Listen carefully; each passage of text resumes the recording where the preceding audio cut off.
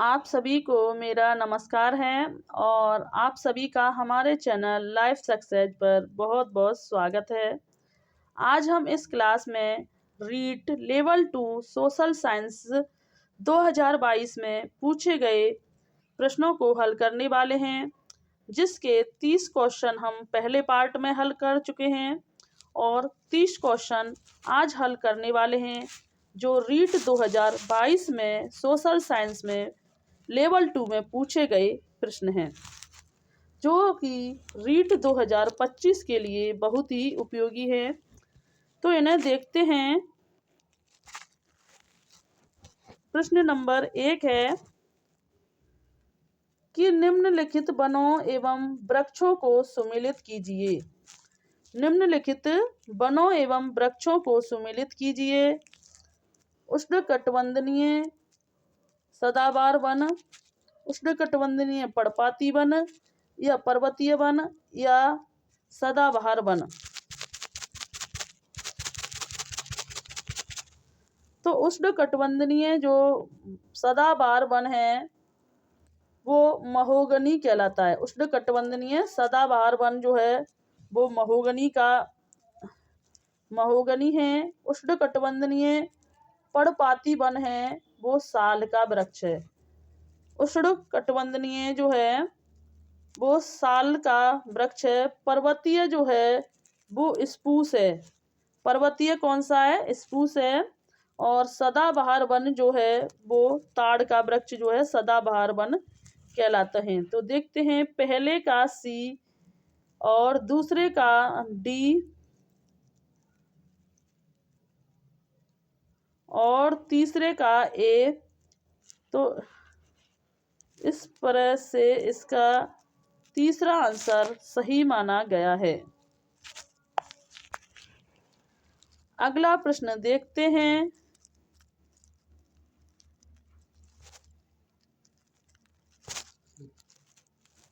कि निम्नलिखित में से कौन सा भारत में लौह अयस्क पेटियों का समूह है? तो इसमें सिंहभूमि झारखंड, बैलेडिला छत्तीसगढ़, आंध्र प्रदेश, कुद्रेमुख कर्नाटक, मयूरभंज ओडिशा या बोकारो झारखंड है। बोकारो झारखंड, बैलेडिला छत्तीसगढ़ी, मयूरभंज ओडिशा है। तो इसमें कुछ ऑप्शन आपको दिखाई नहीं दे रहे होंगे, हम दिखा देते हैं। इनके चारों ऑप्शन हैं। तो इसका सही माना गया है मयूरभंज ओडिशा, सिंहभूमि झारखंड और बैलेडिला जो छत्तीसगढ़ लौह अयस्क क्षेत्र माने जाते हैं। अगला प्रश्न है कि राजस्थान में अरावली पर्वतमाला किस दिशा में विस्तृत है? राजस्थान में अरावली पर्वतमाला किस दिशा में विस्तृत है? दक्षिण पूर्व से उत्तर पश्चिम, उत्तर पूर्व से उत्तर से पूर्व, दक्षिण से उत्तर, उत्तर पूर्व से दक्षिण पश्चिम में। तो राजस्थान में जो अरावली पर्वतमाला है वह उत्तर से दक्षिण पश्चिम दिशा में विस्तृत है।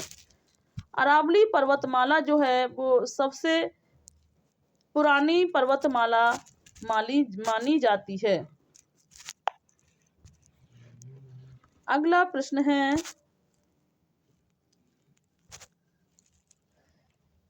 कि निम्नलिखित में से जिलों और जलवायु प्रदेशों का मिलान कीजिए। निम्नलिखित में से जलवायु और जिलों का मिलान कीजिए।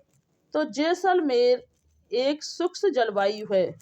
जैसलमेर, जोधपुर, कोटा, जैसलमेर, जोधपुर, कोटा यह एक शुष्क जलवायु है। जयपुर जो है वो अति अर्ध आर्द्र जलवायु है। कैसी है? जयपुर की जो है आर्द्र जलवायु है। और सवाई माधो जो है वो आर्द्र जलवायु है। सवाई माधो किसकी है? आर्द्र जलवायु है। झालावाड़ अति आर्द्र जलवायु है। तो देखते हैं, पहले का चौथा 3 में है, 2 का तीसरा। दूसरे का सी इसमें और इसमें है, और सी का दूसरा सी का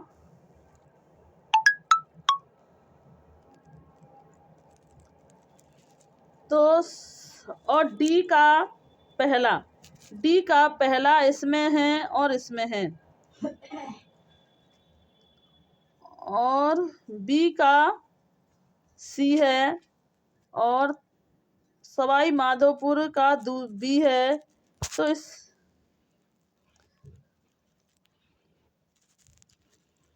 चौथा सही माना गया है। अगर आपको ये आंसर ना दिख रहा हो तो हम दिखा देते हैं। इसमें जो सही माना गया है वो इस चौथा आंसर सही माना गया है। अगला प्रश्न देखते हैं कि जिला एवं परियोजना के संदर्भ में निम्न में से जिला एवं परियोजना के संदर्भ में निम्नलिखित में से कौन सा कथन सही है? चित्तौड़गढ़ राणा प्रताप सागर बांध, अजमेर बीसलपुर परियोजना, उदयपुर मानसी बाकल परियोजना, प्रतापगढ़ जाखम परियोजना। तो जिला एवं परियोजना के संदर्भ में निम्नलिखित में से कौन सा कथन सही माना गया है?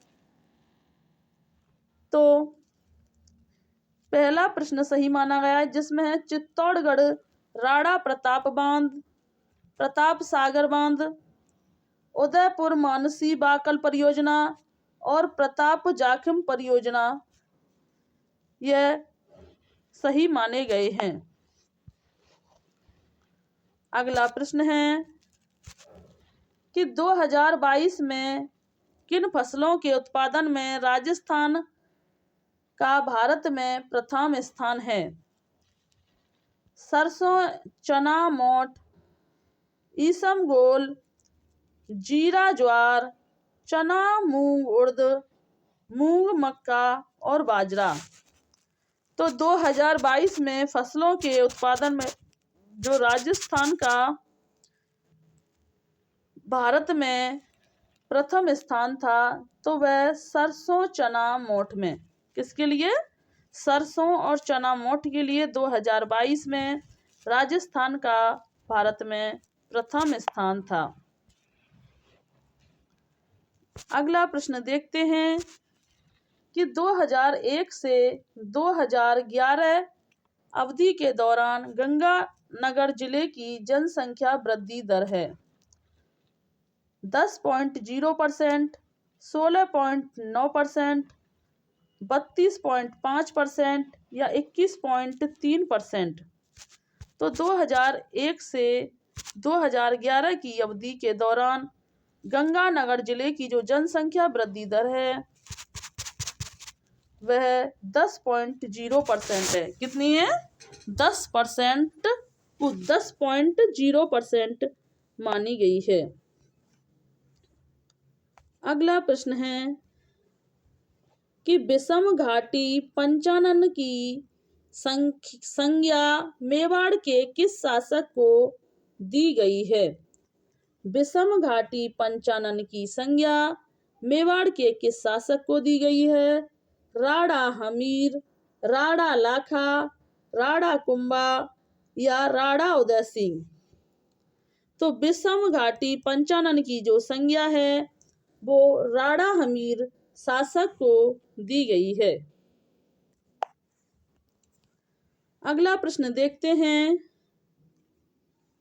कि 1857 की क्रांति के समय उदयपुर के महाराणा कौन थे? 1857 की क्रांति के समय उदयपुर के महाराणा कौन थे?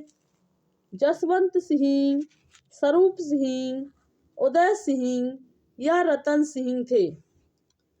तो 1857 की क्रांति के समय उदयपुर के जो महाराणा थे वो स्वरूप सिंह थे। कौन थे? 1857 की क्रांति के समय उदयपुर के महाराणा जो हैं वो स्वरूप सिंह को माना जाता है। राजपूताना मध्य भारत सभा का तीसरा अधिवेशन कहाँ पर हुआ था? राजपूताना मध्य भारत सभा का तीसरा अधिवेशन कहाँ हुआ था? नागपुर, जयपुर, अजमेर या दिल्ली? तो राजपूताना मध्य भारत का जो तीसरा अधिवेशन था वो अजमेर में हुआ था। अगला प्रश्न देखते हैं कि बृहद राजस्थान का प्रधानमंत्री किसे बनाया गया था?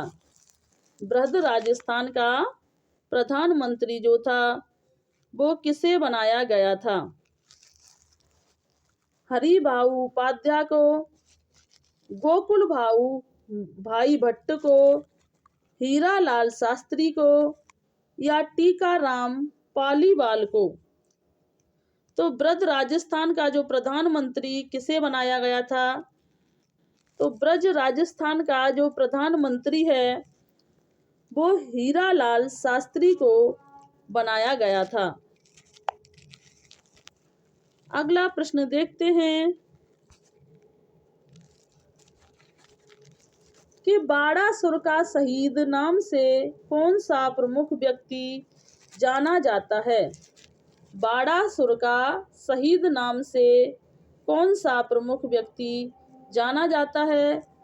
केसरी सिंह बाराहट, मेजर शैतान सिंह, प्रताप सिंह बाराहट, हवलदार मेजर पीरू सिंह? तो बाड़ासुर का जो शहीद नाम से जो व्यक्ति जाना जाता है वो मेजर शैतान सिंह को बाड़ासुर का शहीद नाम से जाना जाता है। अगला प्रश्न देखते हैं कि चुरू दुर्ग का निर्माण 1739 में किसने करवाया? चुरू दुर्ग का निर्माण 1739 ईस्वी में किसने करवाया? जसवंत सिंह, राय सिंह, कल्याणमल, ठाकुर कुशल सिंह? तो चुरू दुर्ग का जो निर्माण है, चुरू दुर्ग का निर्माण 1739 में ठाकुर कुशल सिंह ने करवाया था। अगला प्रश्न देखते हैं कि तुलसी हाल रो तिमड़िया तथा पोत नामक आभूषण महिलाओं के द्वारा शरीर के कौन से भाग में पहने जाते हैं? सिर में, गले में, हाथ में या कमर में?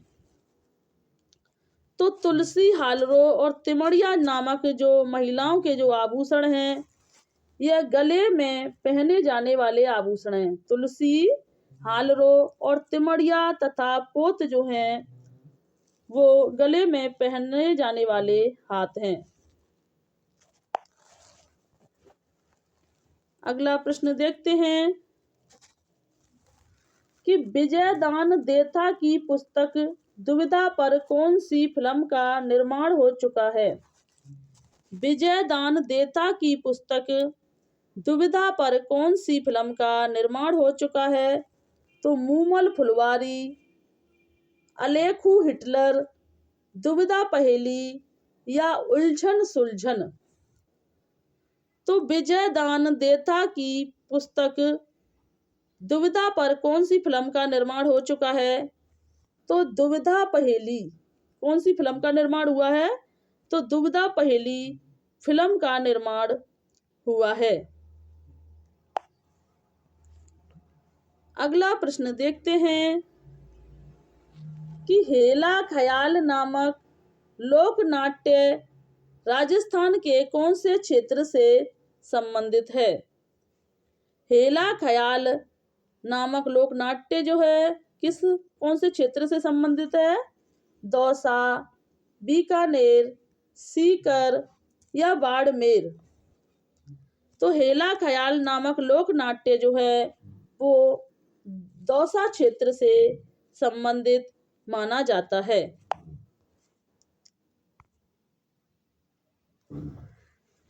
पटेलिया, बिछियो, लालर व माछर क्या हैं? पटेलिया, बिछियो, लालर व माछर क्या हैं? मेवाड़ के प्रसिद्ध गीत हैं, मारवाड़ के प्रसिद्ध गीत हैं, मेवात के प्रसिद्ध गीत हैं या हाड़ौती के प्रसिद्ध गीत हैं। तो पटेलिया, बिछियो, लालर व माछर क्या हैं? यह जो है मेवाड़ के प्रसिद्ध गीत माने गए हैं। अगला प्रश्न देखते हैं कि सामाजिक विज्ञान उन सभी विज्ञानों के लिए एक सामान्य शब्द के रूप में जो मानवों से संबंधित है, यह परिभाषित किया गया है। सेलिगमैन के द्वारा, मिशेल के द्वारा, फेयरचाइल्ड के द्वारा, पीटर लेविस के द्वारा। तो सामाजिक विज्ञान उन सभी विज्ञानों के लिए एक सामान्य शब्द के रूप में है जो मानव मामलों से संबंधित है। यह परिभाषित किया है फेयरचाइल्ड के द्वारा। अगला प्रश्न है कि निम्न में से कौन सी श्रव्य दृश्य सामग्री है? निम्न में से कौन सी श्रव्य और दृश्य सामग्री है? लिंगवा फोन, ओवरहेड प्रोजेक्टर, चित्र विस्तारक यंत्र, बुलेटिन बोर्ड। तो निम्न में से कौन सी श्रव्य सहायक सामग्री है? तो lingua phone, tape recorder, radio यह श्रव्य सामग्री मानी जाती हैं, जबकि ओवरहेड प्रोजेक्टर एक श्रव्य और दृश्य सामग्री मानी जाती है।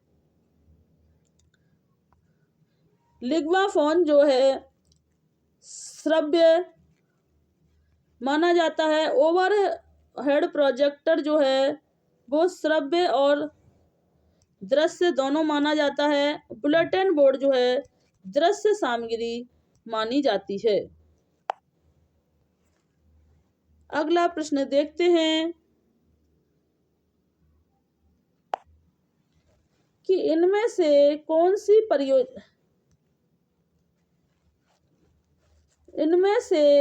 सी परियोजना किलपैट्रिक के द्वारा दी गई परियोजना का प्रकार नहीं है? इनमें से कौन सी परियोजना किलपैट्रिक के द्वारा दी गई परियोजना का प्रकार नहीं है? रचनात्मक परियोजना, विध्वंस परियोजना, समस्यात्मक परियोजना या अभ्यास परियोजना। तो इनमें से कौन सी परियोजना किलपैट्रिक के द्वारा दी गई परियोजना का प्रकार नहीं है? तो विध्वंस परियोजना जो है दी गई परियोजना का प्रकार नहीं है। अगला प्रश्न देखते हैं कि रेखीय अवक्रमित अनुदेशन का प्रतिपादन किसने किया? रेखीय अवक्रमित अनुदेशन का प्रतिपादन किसने किया? नॉर्मन ए क्राउडर ने, वी.एफ. स्किनर ने, थॉर्नडाइक ने, थॉमस एफ गिलबर्ट ने। तो रेखीय अवक्रमित अनुदेशन का जो प्रतिपादन किया था वह स्किनर ने किया था। तो रेखीय अवक्रमित अनुदेशन का प्रतिपादक वी.एफ. स्किनर ने किया था। नॉर्मन एवं क्राउडर ने सांख्यिकीय अवक्रमित अनुदेशन का प्रतिपादक क्राउडर ने किया था। प्रयास एवं भूल का सिद्धांत जो है वो थॉर्नडाइक के द्वारा दिया गया था। अगला प्रश्न देखते हैं कि इनमें से कौन सी आकलन की सीमा नहीं है? इनमें से कौन सी आकलन की सीमा नहीं है? समय की कमी, प्रतिस्पर्धा को अधिक महत्व देना, संकल्पनात्मक त्रुटि, भय एवं तनावपूर्ण प्रवेश से मुक्ति। तो इनमें से कौन सी एक आकलन की सीमा नहीं है? तो प्रतिस्पर्धा को अधिक महत्व देना प्रतिस्पर्धा को अधिक महत्व देना आकलन की सीमा नहीं है। अगला प्रश्न देखते हैं कि कौन सी एक पाठ्य योजना की पूर्व अपेक्षा नहीं है। कौन सी एक पाठ्य योजना की पूर्व अपेक्षा नहीं है।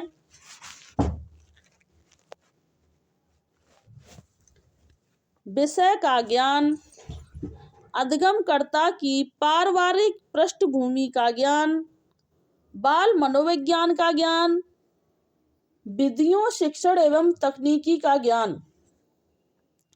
तो कौन सी एक पाठ्य योजना की पूर्व अपेक्षा नहीं है।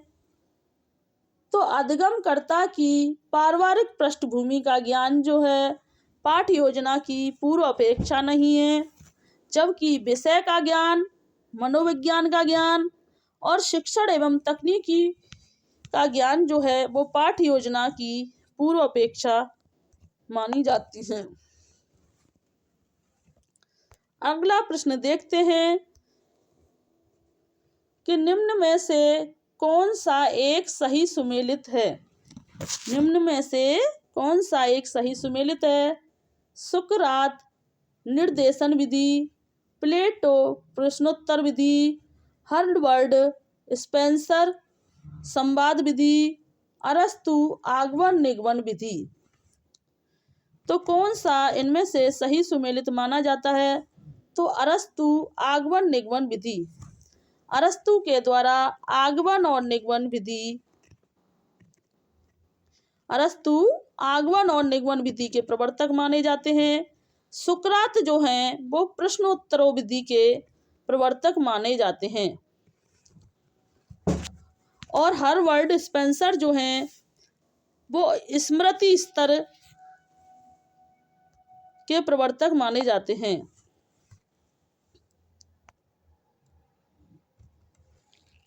अगला प्रश्न है कि कौन सा सामाजिक अध्ययन शिक्षण का सामान्य उद्देश्य नहीं है। कौन सा सामाजिक अध्ययन शिक्षण का सामान्य उद्देश्य नहीं है।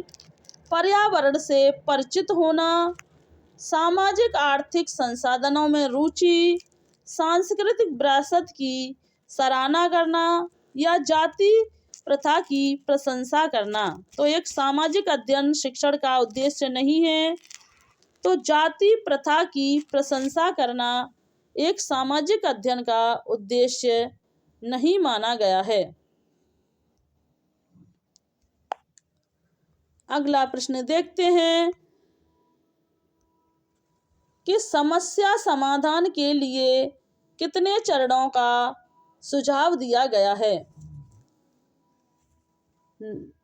2, 3, 5 या 7। तो समस्या समाधान के लिए 5 चरणों का सुझाव दिया गया है। किसको?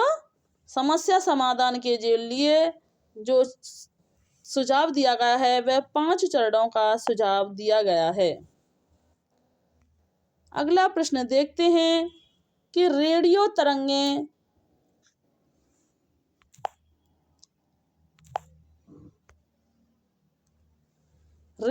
तरंगें वायुमंडल की किस परत से वापस आती हैं। रेडियो तरंगें वायुमंडल की किस परत से वापस आती हैं। समताप मंडल, मध्य मंडल, आयन मंडल, ब्रह्ममंडल। तो रेडियो तरंगें वायुमंडल की किस परत से वापस आती हैं। तो वह आयन मंडल से वापस आती हैं। किससे? तो इसकी वायुमंडल की जो है वो 5 परतें मानी जाती हैं। अगला प्रश्न देखते हैं कि निम्न में से किस चक्रवात को समुद्र पर जल स्तंभ कहते हैं। निम्न में से किस चक्रवात को समुद्र पर जल स्तंभ कहते हैं। तो टाइफून, हरिकेन, बिलीज, टोर्नेडो। तो निम्न में से किस चक्रवात को समुद्र पर जल स्तंभ कहते हैं? तो टोर्नेडो को समुद्र पर जल स्तंभ कहते हैं। अगला प्रश्न है कि निम्नलिखित धाराओं में से कौन सी ठंडी धाराएं हैं? लेबोडेरा की धारा, ओहायो शिबो धारा, बेंगोला की धारा या अलास्का की धारा। तो निम्नलिखित में से कौन सी ठंडी धारा है? तो लेबोडेरा की धारा, ओहायो शिबो की धारा और बेंगोला की धारा जो हैं यह ठंडी धारा मानी जाती हैं, जबकि अलास्का की धारा एक गर्म धारा मानी जाती है।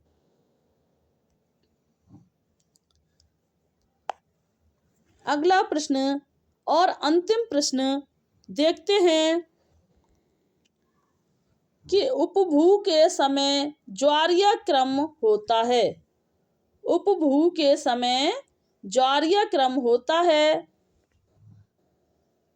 सामान्य के बराबर, सामान्य से कम, सामान्य से अधिक या उनमें से कोई नहीं। उपभू के समय ज्वारीय क्रम होता है।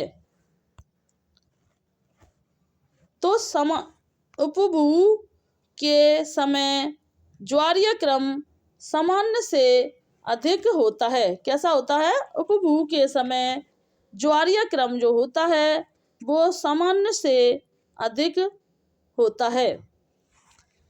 30 प्रश्न यहाँ पूरे होते हैं। फर्स्ट पार्ट में 30 प्रश्न और सेकंड में 30 प्रश्न, यह 2 भागों में 2022 सोशल साइंस के सभी पूछे गए प्रश्न कंप्लीट होते हैं। अगर आपको हमारी यह वीडियो अच्छी लगी हो तो इसे लाइक करें और ऐसी ही निरंतर प्रैक्टिस करने के लिए हमारे चैनल को सब्सक्राइब करें एंड शेयर करें और कमेंट करें। धन्यवाद।